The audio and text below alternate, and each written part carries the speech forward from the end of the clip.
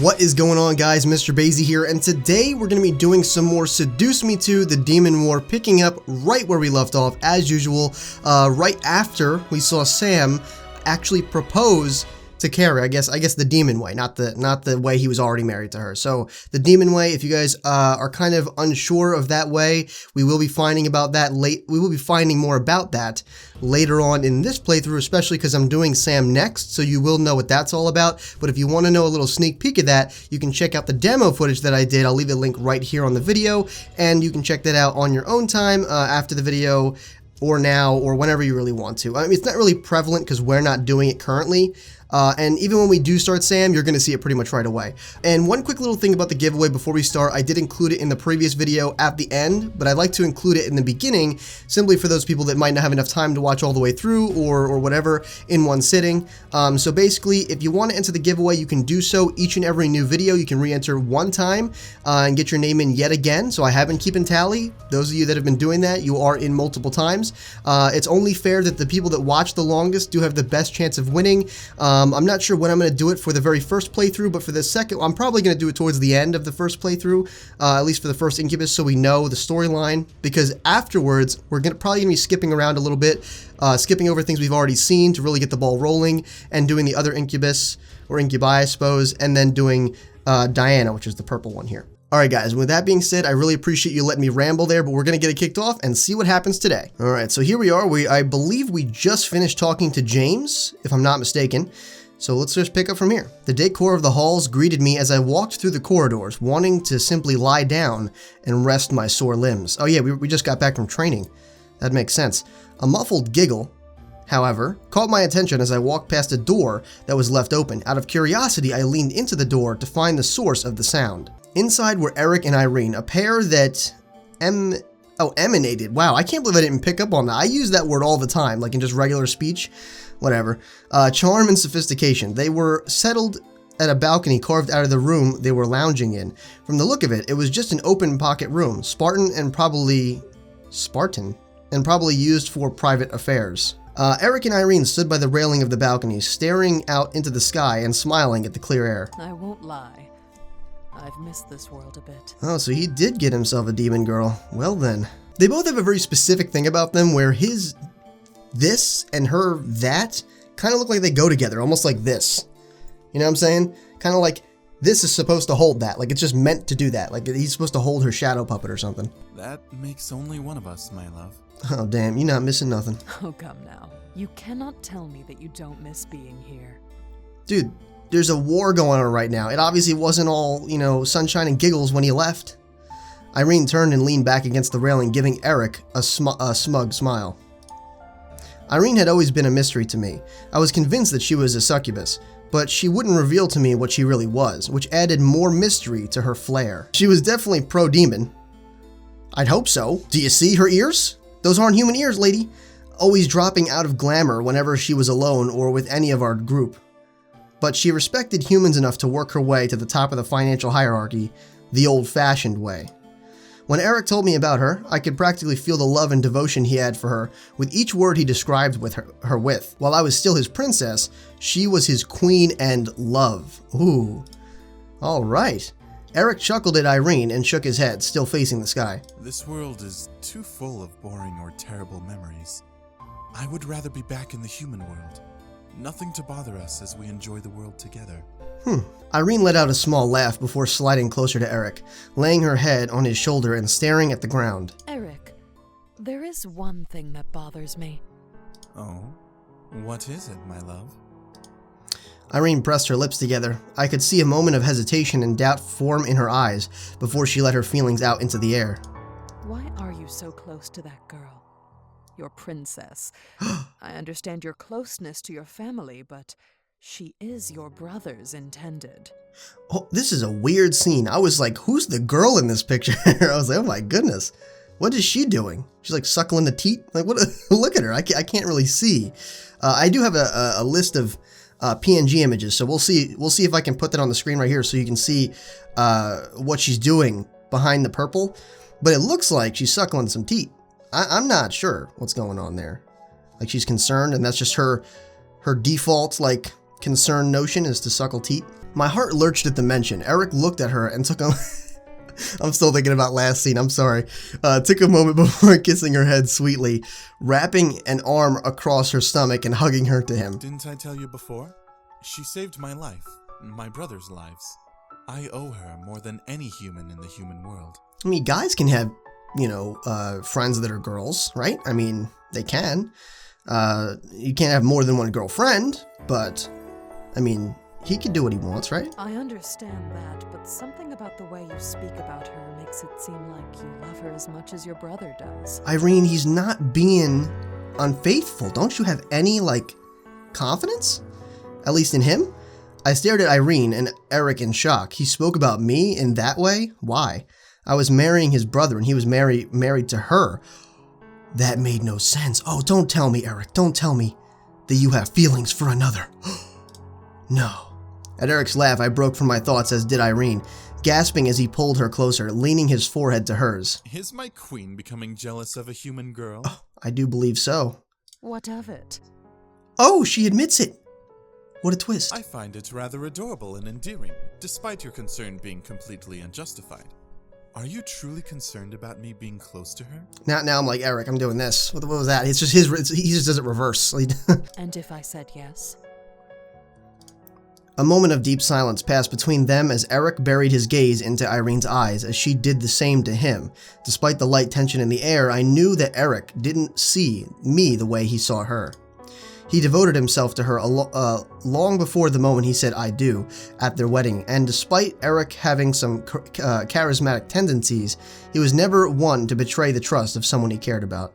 Eric leaned in and captured Irene's lips, making her release a sweet, pleasured sigh against him and lovingly grasp his shoulders. As he slowly pulled away, he gave her a genuine smile. I was going to say, you know, I mean, of the group of guys, and I don't mean this in any negative way, but of the group of guys, James and Eric, while Eric seems to be a bit forward, you know, they're both kind of more gentlemanly, I suppose you could say, or more of that kind of matured, like, I guess, persona. So I wouldn't expect him to be like that, but it was weird that she was kind of like that, but still suckling teeth, I suppose. There is no one I love and care for more in this universe than you, my beautiful maze man. You completely have my heart, my mind, my body, and my soul. And there is no one who can take that away from you. Damn. Now, if you don't stop your worrying at that point, it just ain't working out. Irene stared into Eric's eyes, reading him and becoming lost within them at once. Despite her being the one who controlled the relationship, there were often times where she became the one who followed the one she loved. Irene straightened up in Eric's arms, wrapping her arms around his head and nuzzling her nose against his. My wonderful, beautiful, radiant maze Oh, man. He's laying it on. I will be yours now, and in purgatory when we finally rest. Purgatory? If you ever leave my side, I would spend an eternity looking for you. I was gonna say purgatory. Where are you expecting to go? But I forgot they're demons. I'm like, dude, you're straight buttering it up. You're literally sitting there buttering it up. If you ever went missing, I would scour the entire human world and demon world for you. I am yours as you are mine, Uzaris. Damn. That's legit. So there's no worries. Stop worrying. Just go utilize your breakfast skills. I'm hungry. The pair smiled lovingly and simply relaxed in each other's embrace. It was rather sweet to see them together. Even as they shared vows in the human world, I could tell their love truly went beyond just their wedding rings. Eric smirked a bit before leaning his head beside her face, whispering a very quiet note into her ear. A rough pink blush ran across her cheeks. What did he whisper? Causing her to smack his shoulder. Oh, I thought to smack his mouth. I was like, dang. You absolute tease. I swear you say these things just to make me blush. I won't fall for it. Oh, Eric, getting a bit dirty? Might want to move this thing from the balcony. You don't want to fall off, my dude. I don't tease. I make promises. Oh. Seriously, leave the balcony. I mean, he's got demon powers. You could just get thrusted right off the ledge. So please, move this to the bedroom. I'll leave. I'll leave you to your business. Another smack on the shoulder made Eric lighten his embrace a bit, as he laughed while Irene pressed her lips together in a fake attempt to be angry at him. If I knew anything about Irene, it was that she truly loved Eric from the bottom of her heart. I decided to leave them be and continued heading towards my room. The day at last ended and I wound up slowly walking towards my room. I was tired and ready to hit the pillow, but as I entered, I stared at who was there waiting for me. Is it someone we don't expect? Sarah. Oh, dude. What are you doing here? No shirt yet again? Expected. Sarah stood in the middle of the room, staring hard at me as if I had done something wrong. Do you know what a stone destiny is? A stone destiny? I had never heard of such a thing. Did it have something to do with the angels? I tilted my head, making Sarah sigh and lower his head. A stone destiny binds a person's entire life towards a specific direction. It could be for good, it could be for evil. However, when a stone destiny is set, almost nothing can stop it from taking its course. Is that kind of what the demon lord maybe put on us? Because we can't leave unless we either die or we kill him. So, I mean, I guess he'll explain it, but that's my immediate thought. Why are you bringing this up? Sarah looked up at me and closed his eyes, resolved in explaining to me whatever was on his mind. What he told me, however, shocked me. I believe that your fiancé is locked in a stone destiny. That made no sense. James was locked in a stone destiny? What did that have to do with anything? Where did this come from?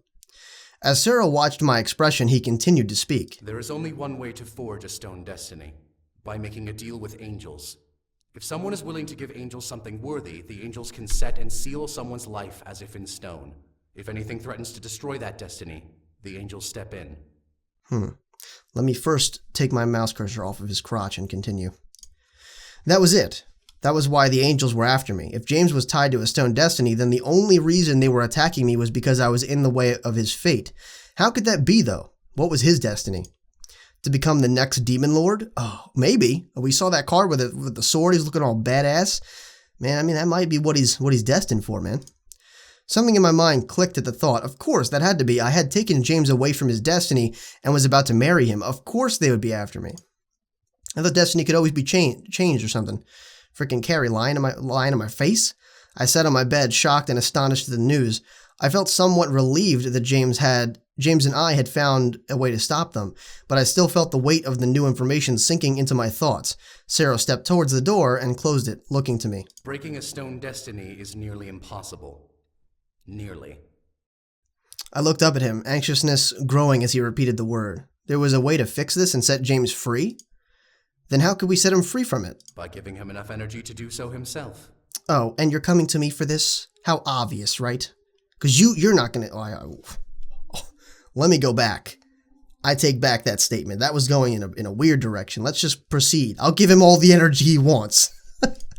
I stared. It made sense, but giving him energy meant probably sleeping with him. I didn't have much of a problem with it, but sex wasn't something I wanted to do just because it had to be done. All right. It was better to make... Yeah, I agree with that. I agree with that. It was better... I was going to say that was a weird statement at first because she's married to him, but then I was like... That makes sense. It was better to make love when the people involved were in the mood to do so rather than because they had to. See, and then it makes even more sense because then you're being forced. It's harder to get in the mood when you're being forced. You're sitting there all limp and flopping. It can't do nothing, you know what I mean? Sarah turned back to the door. He is a powerful incubus, but he isn't powerful enough to break through his destiny unless you help him. Before he left, however, I stopped him. Something seemed off with Sarah being the one to tell me. I was going to say, man. Sarah, why are you telling me instead of Diana telling me? She isn't aware of it. Not many demons know of it or even believe it to be an actual occurrence. Sarah seemed to stand still, letting silence linger in the air. The room began to feel off as Sarah stood in his place. I had felt this feeling before, but I couldn't pin down where. Finally, Sarah slowly turned his head to me, causing me to silently gasp at what it was revealed. In his gold eyes were crosses, glowing a dark black, where his pupils were. The feeling of feathers once again danced around me, causing me to quiver slightly. Does that answer your question? Oh, are you actually an angel?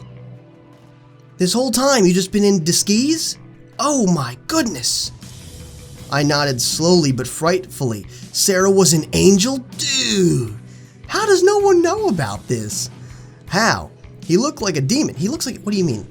He looks like a human with an extremely bad gash across his chest. I mean, he doesn't look anything like a demon. And these could just very well be very hairy-looking tattoos. No one mentioned him being anything close to an angel other than him using holy magic. Did Diana not know either? How was this hidden? Sarah closed his eyes and relaxed a bit as he pressed his lips into a fine line. I love my lady. I would follow her to the ends of the 5 worlds Damn, if she dude. demanded it of me. To see the man she was bound to wed here, locked by a destiny that would have taken my love away long ago. It's maddening. Shit. Dang. He's an angel in love with a demon. That is some stuff. And he's so devoted. You see what he was saying? Jeez. All right, then. The longer he stays here, the more dangerous his destiny becomes. I've seen visions of what would come to pass if his destiny is fulfilled, and I will do everything to make sure that doesn't happen. Yeah, man. I could see the jealousy in Sarah's eyes once again. Why? What? Something burned heavily in Sarah's gaze and didn't dare fade away as he gripped his spear in a white-knuckled grip. My lady is a queen deserving of the world, not a harem girl for him to ravage in a cage. Okay. Well, that explains that. Memories of the nightmare I had long ago flickered in my head. Diana had been in a cage beside me. Did Sarah see the same thing? I didn't get the chance to ask. Sarah relaxed a bit and glared at me. I could feel a shiver rake up my spine as his words shook my core. Do not speak of what I am to anyone, or I will set your destiny to die at your husband's hand. Oh, damn! Alright. First you're telling me to sleep with him, now you're telling me I'm gonna be dead? Shit. You're not a nice guy. What was I gonna say? So I guess nobody does know, because he said don't speak of it to anyone. So I that immediately makes me assume that not even Diana knows about it. So that's crazy. Without letting me reply, Sarah turned and left the room, leaving me alone to absorb what had happened. I felt the air in the room slowly drift back to normal, but I felt nowhere close to it. How was this happening? Why was this happening? Everything began to clash in my head, causing it to pound heavily in confusion and stress. My thoughts were interrupted as the door opened again, revealing James. Love? Are you alright? Don't tell me you didn't just see him walk out. James? Shake off your thoughts, get up and kiss him. Isn't that kind of the same thing? Guess not. Let's get up and kiss him. I couldn't control myself. I needed some relief from this entire situation, and I usually found it in James's embrace and his lips. I stood from the bed and walked over to him, wrapping my arms around him and pulling him into a kiss. I guess he did tell us he would need some energy, so I guess now's as good as a time as any. James, taken by surprise, except we can't do it standing up because our legs hurt, right? Gasped against my lips before wrapping his arms around my waist and kissing me back. I let my mind sink into a blank state as I drowned myself in the kiss between us. However, I knew partly why I was doing this. Oh, really? You can't just enjoy it? I mean, I guess. I could see why it would be kind of, even after someone says that, I guess it kind of seems like you have to do it, even like every single time, even if you're in the mood to do it, like, because you know that it's for another purpose too, it kind of takes away from the whole experience. At least that's kind of how I'm seeing it anyway. To give James energy. If energy was what he needed to fight this, then I was willing to feed it to him. Jeez. James pulled away slightly and looked down at me. As he looked into my eyes, he stared in soft surprise and confusion. Love, is everything alright? You better have the virility to keep up with this, my dude. That's the only thing. The only thing I'm thinking. I don't know what to do here, guys. Like, we should tell him, right? We should tell this dude. He deserves to know. We can't just, we could kiss him again, but he's gonna know something. Let me save.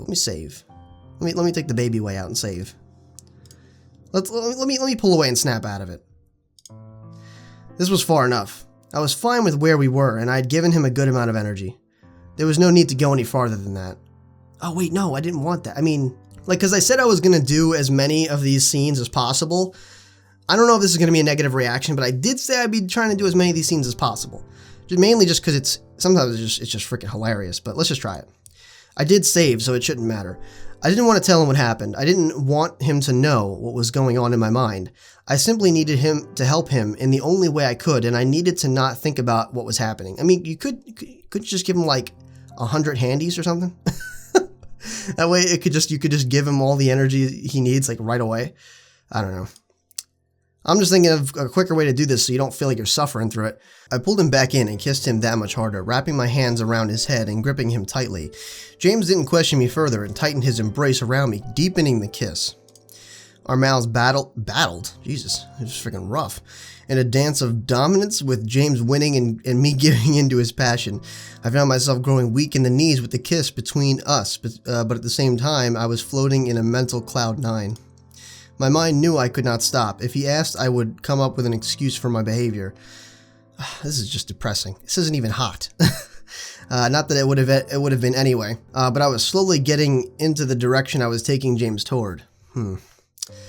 As one of his hands slowly slid down my back and hooked itself under my leg and behind my knee, I knew that this was my one chance to pull away before I let myself dive into a most needed sexual ride. What? Wait, that makes no sense. So do you want it or not? A most needed for him or you? What's going on? Let me read that previous statement again. Let's skip the leg part. I knew that this was my one chance to pull away before I let myself dive into a most needed sexual ride. Oh, I don't want to do it. Like everything in my body. Again, that's not a sexual thing. Just like everything that, like the feelings I'm getting. Okay. I don't want to do this. You know what I mean? The music isn't even that whole seductive, like sexy music. It's like some Resident Evil waiting in the lobby music. Like that's just depressing. Why do I want to do this right now? I think I might just stop. Let me know in the comments. I can always go back. I just don't want it to be negative. Like I feel like this is a really negative experience. So let's just try and pull away and stop and go all the way. Nah, we'll hold off on that for now. Let's save here. Let's overwrite that one. There we go. Okay, now we'll pull away. This was far enough. I was fine with where oh yeah, that's right. Kissing him gives him energy. He doesn't need the whole sexual thing. I forgot about that, but it's probably not as much. I was fine with where we were, and I had given him a good amount of energy. There was no need to go any further than that. I'm telling you, man, the handy thing might just work well. He's gonna be so pissed. Well, he doesn't look pissed. Looks kind of satisfied. I slowly pulled away, staring up at James lovingly. As he took in the situation, he smiled curiously at me. I assume you had a good day? Guess so. I just missed you, that's all. I did miss him. A day without him was like waiting for him to get off of work. When he returned, my world felt a bit brighter. Besides, it was an excuse to give him energy without him worrying. Honestly, there should have been an option to tell him, at least in my opinion. I know he said not to, but James, taking the time to calm down, chuckled and laid his forehead on mine. I love you. Oh, that's so sweet. I love you too, James. We went to bed that night in each other's arms, enveloped by the peaceful dark of slumber. To my surprise, no nightmares came that night. I woke up that morning by myself, alone in bed. James was nowhere to be found, but I had to assume he was out training. We were getting closer and closer to the day when we were going into battle with the Demon Lord, so it made sense for him to be on top of his training. However, I couldn't exactly stop the feeling of loneliness rushing through me. I at least wanted to see him off, but I had to understand this was preparation for a war. Yeah, it's a little weird that he got up without at least saying goodbye, right? I mean, you know, I would have said like, I love you, bye, whatever, before I got up to kick ass. The reward was going home after all. I stretched and rubbed my neck, massaging out the tired soreness from sleep in my body. Day 5 in the demon world. Had it really been that long, I wanted to imagine it like a vacation, but the situation was the polar opposite. This was a week away from my normalcy, despite it being barely normal in the first place. Besides, I was marrying a demon. There was nothing normal about that. And damn straight is nothing normal about that. How much time has gone by in my human world? Were people worried about me by now? Questions plagued my mind for a brief moment before I let out a sigh of defeat. Oh yeah, that was their wedding day, dude. Suzu and Naomi must be flipping. Not to mention the mom and dad, right? I guess I'll figure it out when I get home, whenever that is. Don't worry, darling. You'll be home soon enough. Oh, come on. What, are you stealing Damien's abilities now? Jeez. I turned my head to see Diana standing by the door with a plate of warm pancakes. You have pancakes here, dude? Let's go. Your breakfast giving abilities are on point. Let's go, man. I would never figure out how Diana managed to make them, but yeah, right. That should be a little. You should think on that a bit more before you put one in your mouth. But staring at the plate made my mouth water. Something warm. Here. That's nice of you. Where's the butter? No, I'm just kidding. Just get really picky about it. Diana walked over and handed me the plate and utensils to eat with. I didn't even ask to start eating. The first bite was heavenly, and the expression on my face apparently made Diana chuckle. I'm glad you enjoy it. Yeah, dude. I blushed and swallowed the bite full in my mouth before looking up at Diana. I mean, she does have some apparently good foods, right? Remember that in the very first game, if you guys watched it? She pulled out some, like, plum or something, and that apparently that was quote-unquote orgasmic, I'm pretty sure is the word she used. Must have been a good-ass plum. Thanks. You're welcome. Diana chuckled as I continued to eat happily. As the thought crossed my mind, I couldn't help but look up and observe Diana as I ate what she made for me. Diana was really doing a lot to help me get home on top of having a war to deal with. I could tell she had her reasons for doing so, but it seemed like there was a lot of work she had to do, and I felt a little sorry for her. Still, I was thankful that she was willing to help me leave this world for my own. Diana smiled a bit before looking away and sighing. What was on her mind? Dear, may I ask you something? Well, damn, you just brought me breakfast. I sure as hell hope you can ask me something, otherwise I'm being quite bitchy today. Yeah, sure. What was Diana curious about? Diana turned her head to me and stared with a blank expression. I was a little concerned as to why I received such a stare, but I mentally shook it off. Have you truly dealt with the angel problem? I haven't heard any word from them since last night, so I assume you have. But I need to be sure. I mean, James did something. I stared at her for a moment, taking in her question. I really wasn't sure how to answer because it wasn't clear if we managed to get away from the angel's sights or not. They didn't invade my dreams last night, that was for sure. But could that be even considered taking care of the problem? I took a breath before answering, going with my gut. I don't know. I really don't know. I can't lie, you know? I mean, it didn't happen last night, but what's one night, right? It's kind of like the people that do the ghost shows or whatever, and they're only there for 3 days, and they're like, it's not haunted. Like, how do you know? You're only there for 3 days. Same logic. So yeah, I don't know. I truly didn't know. All I knew was what Sarah told me, but I knew better than to tell Diana that just from what Sarah warned me about. Diana's eyebrows furrowed, but she nodded. I see.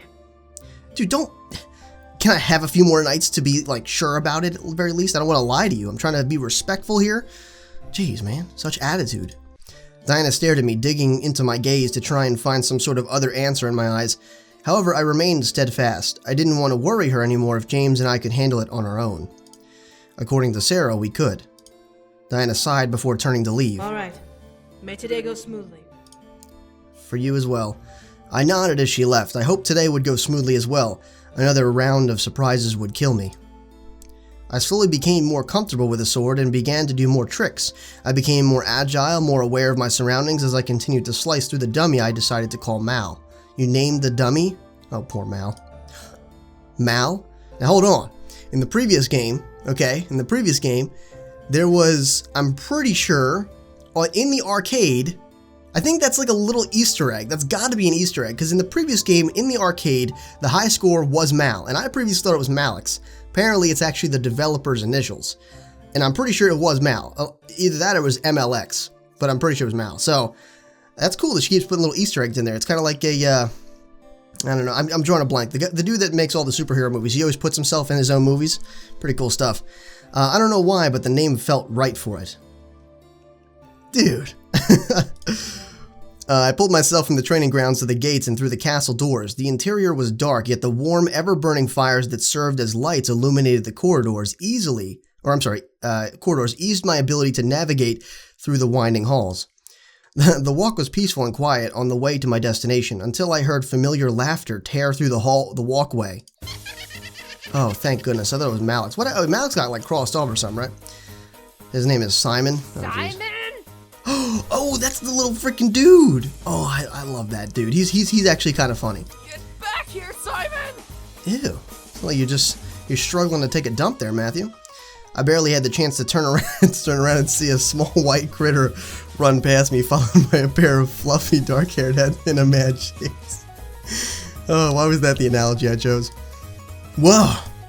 Like a whirlwind, I practically spun around in place as Matthew and Norin rushed. She's apparently a demon. She must be with a name like that.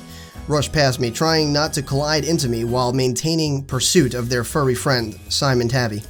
Sorry! Dude, you're better at sliding than James! Dude, James slides around pretty darn good. You see Matthew? What was that, a millisecond? Let's go back and check that out. Sorry! Oh, he's not gonna go back again. That was pretty fast, man. Sorry! Yeah, you guys have sliding skills. They must practice that often.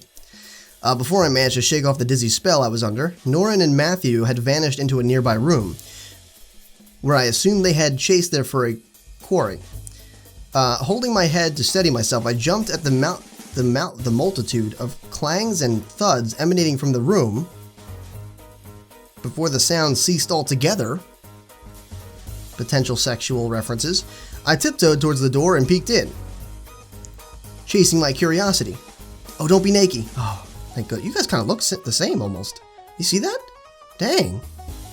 Almost like a carbon copy, almost.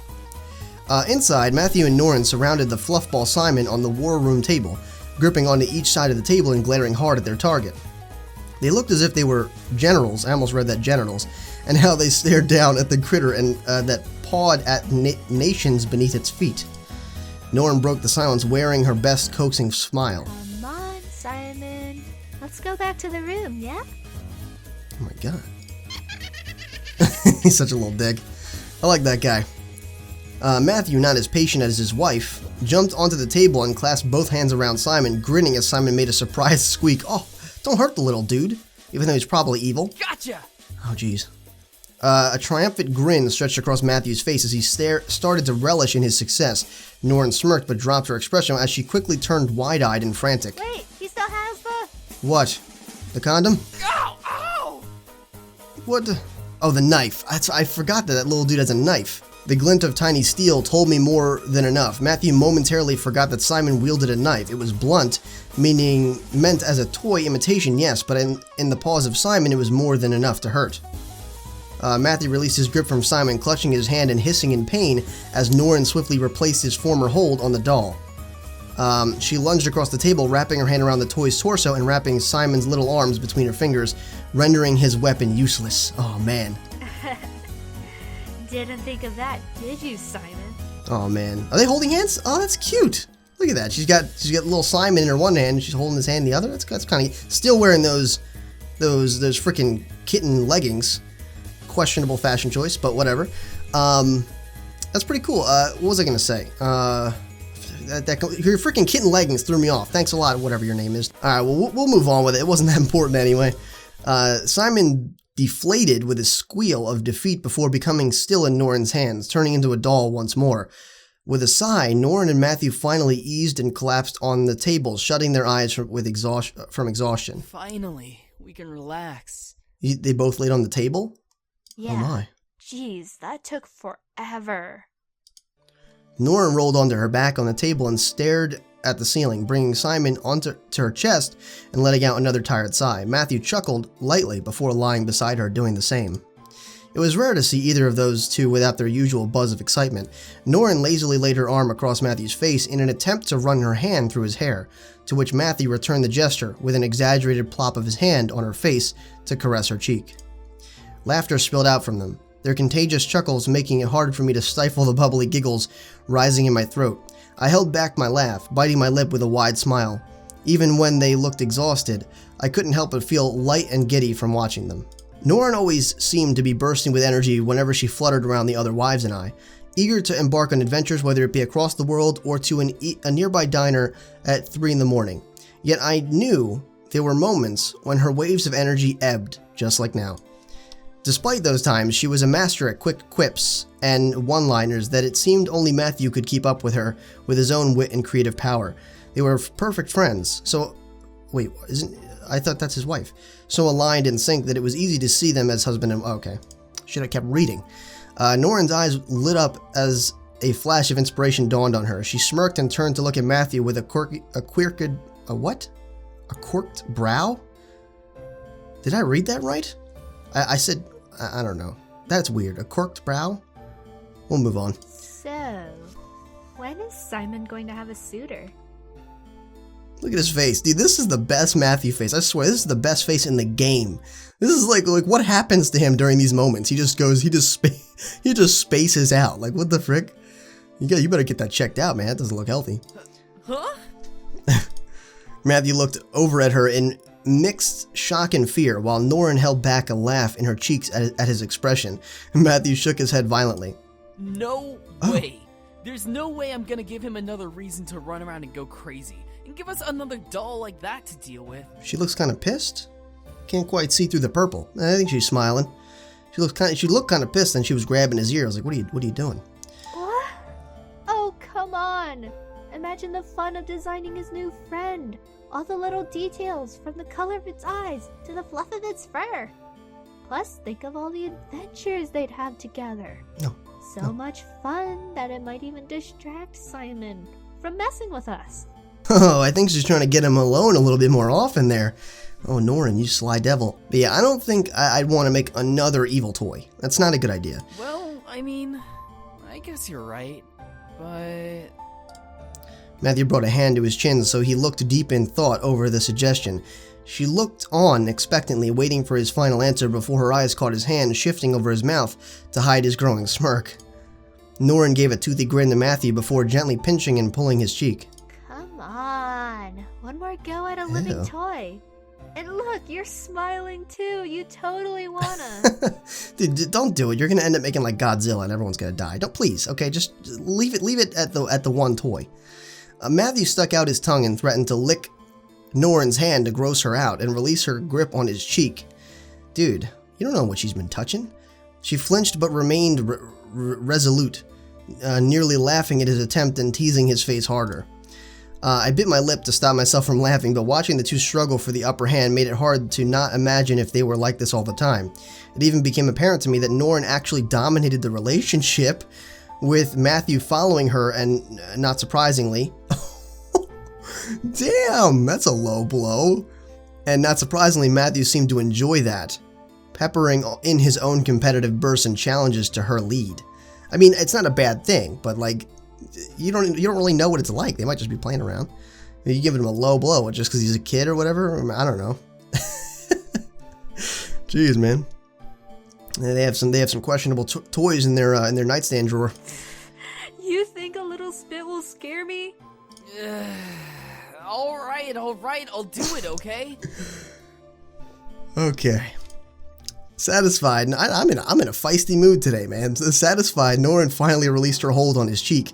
She smiled at her husband before flopping down with her back flat against the table, breathing out a contented sigh. I love you. You know that, right? Oh, that's sweet. Matthew took a moment to rub his cheek before looking down at her with a grin of his own, leaning down and kissing her nose and making her sputter and widen her eyes. Of course I do. You know I love you, right, Norin?